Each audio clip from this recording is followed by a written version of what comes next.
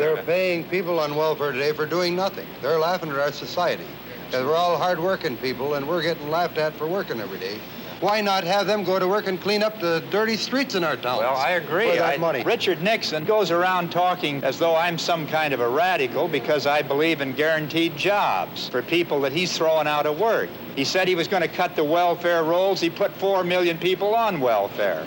That's not my idea of delivering on a campaign pledge. Now, I'm telling you, and I mean it, we're going to do whatever is necessary to provide a job for every able-bodied man and woman in this country who wants to work, and those who don't want to work shouldn't be paid anything in the way of public support.